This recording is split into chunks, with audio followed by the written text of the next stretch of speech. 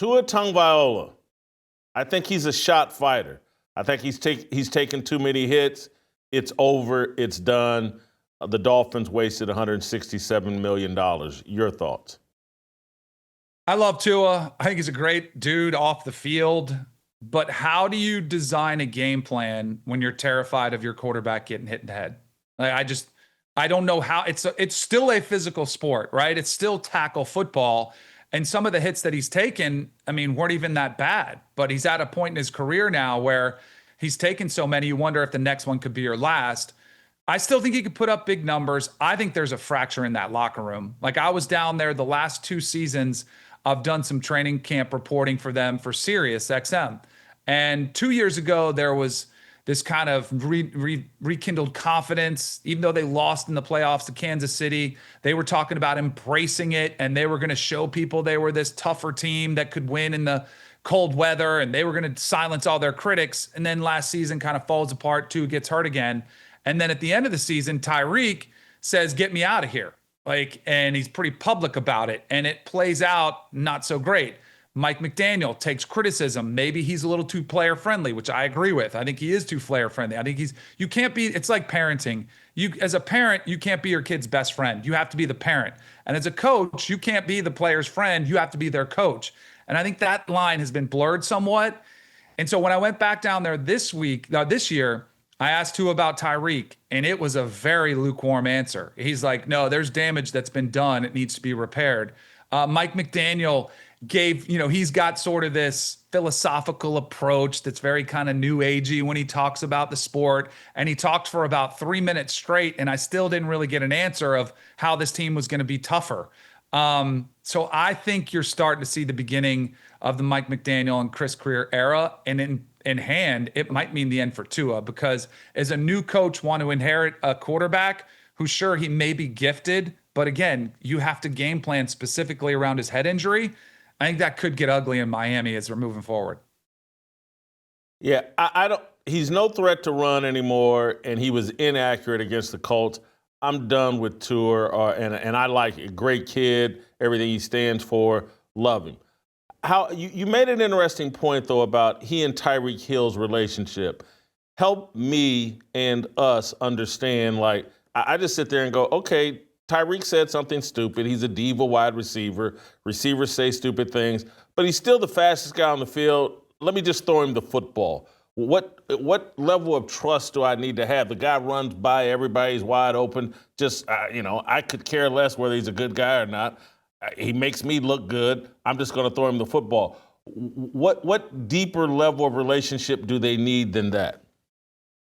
So I think there's got to be a trust there that you can't base your relationship on the results. And I think that's what it's been for Tyreek and Tua. It's been a little bit results based as opposed to that true teammate. Like, I've got your back no matter what. Like, that's where the best teams are made of, where if the quarterback throws 3 picks, the defense comes out and says it was our fault. They cover for each other. You don't let a teammate take a stray. And even worse, you don't provide the strays for the media, which Tyreek did at the end of last year. And there have been other comments throughout that Tyreek has kind of hinted at to his arm strength. There's been other things that have been covered. And it always has just felt, and Tyreek's a knucklehead, right? Like, he's not exactly your consummate professional when he's going out there and he's getting arrested before the game. And, he's just kind of off the rails, off the field. As a quarterback, you want somebody who's reliable and somebody who's trustworthy. And I think that trust has been broken between Tua and Tyreek. But to your point, if I'm Tua, I would have been doing therapy sessions with him, like whatever you can do to build that trust up. And you maybe overlook some of these failings off the field or things that he said. But I think Tua is somebody who also mentally is somebody they really had to do a lot of work with, because when Todd Bowles was there, he didn't build Tua up, and Tua was sort of a fractured quarterback. And that was why Mike McDaniel came in there to build up his confidence. Brian Flores. You said Brian Todd Flores. Bowles. Yes, Todd Bowles, totally different coach. Yes, Yep. Brian Flores was tearing him apart in front of the team, and that was something that even Tua had talked about, how much damage it did to him. And players in the locker room were blown away by the way he was treated by his head coach.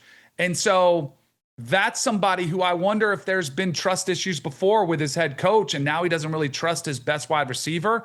It just feels broken. There's just something broken in that locker room that just feels off. I think there's a culture issue, and I think there's a quarterback issue with his best wide receiver. Well, I want to play you a clip of Steve Sarkisian getting asked about Arch Manning's shoulder. He seemed to be grimacing during the game. Let's play SOT number 1.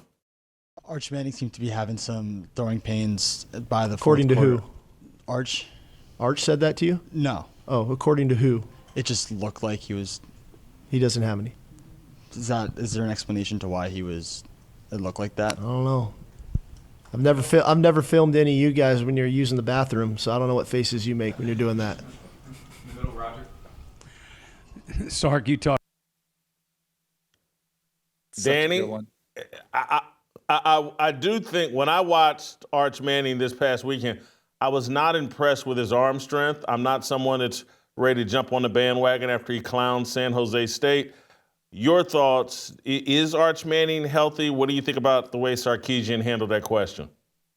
Jason, I would have felt better if he would have said he was dealing with something, because I'm with you. But I even go back to the Ohio State game. I thought he looked like he was laboring a little bit on the bigger throws, like throwing the ball downfield. It just looks like it takes more effort than it does. Like, my favorite quarterbacks to watch are guys that it looks effortless. And, they're still straining, but you can't really tell. Now, granted, I think Peyton and Eli were guys that didn't just throw it effortlessly. I think they required a lot of effort. And Peyton didn't throw a great ball. I remember him taking heat for some of his balls wobbling a little bit. Like, so who cares what you look like, your facial expression? I'll believe Sark and say there's not a shoulder issue that's there. And the stat line from San Jose State game was one of the more misleading stats that was out there. In about a 5-minute span, he had 4 touchdowns. The other 50 minutes that he was in the game, it did not look great. But here's the thing. I wasn't a big buyer into the Arch Manning as this unbelievable gifted talent. I thought, sure, he's a 5-star, but we see 5-stars all the time that struggle out of the gate or that end up at a different school. In Arch's class alone, there were 5 5-star quarterbacks. Arch is the only one at the same school. The other 4, Jackson Arnold was in his class. He already moved on from Oklahoma to Auburn. Like Nico from Tennessee already moved on to UCLA. So just because they're a 5-star doesn't mean they're going to be this lock like this certain home run. But I still think he can work. I just thought this year was going to be more of a learning curve for him. He played at a very small high school, much like I did. He went to a tiny high school. I think it's going to take some time for him to get used to the speed and athleticism of playing against bigger, faster, stronger players. And I think it's just going to be a bumpy ride for him. I think he'll work out in year 2, but I think that learning process is going to be painful because of the scrutiny. Like, there's no other quarterback in the country that we're watching back videos of a grimace. Because it's Arch, we're breaking this down and talking about it. So he's got to deal with that type of scrutiny and the criticism that he's taken since that Ohio State loss. I think he'll be fine, but I kind of expect it to be a bumpy ride for Arch this year. And I think we have to get comfortable with, let's remove his last name and things working out in year 2, and maybe he sticks around in even another year. He may just be a good college quarterback. He may not be a first-round NFL draft pick, or maybe not even an NFL player, but if he has success and is a starter at Texas for 2 or 3 years, Danny, I'm old enough to remember when that used to be a hell of a career. Yeah, no doubt. It used to be an unbelievable career. I'll be curious to see how it unfolds with him. I still think, from an NFL perspective, he's still going to show up on all the draft boards. I always thought all along he was going to stay 2 years at Texas. I didn't think he was going to come out after 1. He's got the luxury. I mean, he's probably going to make close to $10 million in the off. I mean, did you see the amount of commercials that he had during that game with major brands? They're not doing those cheap. That's a Manning. So I think he's got the luxury of not having to go pro to get the big money. So I think he'll be back for another year. And I think he'll measure all right. Like, he's tall. He's going to run fast. I think the arm strength is the one thing that I'm keeping an eye on, is that top tier arm strength there that is worthy of, all right, this is a number 1 overall pick in the NFL draft. I've got to see it a little bit more on bigger stages versus better competition before I'm willing to sign off on Arch just being the automatic number 1 overall draft pick. Help us grow the Fearless Army. Pound that like button, subscribe to the channel, and share this video with all your fearless friends.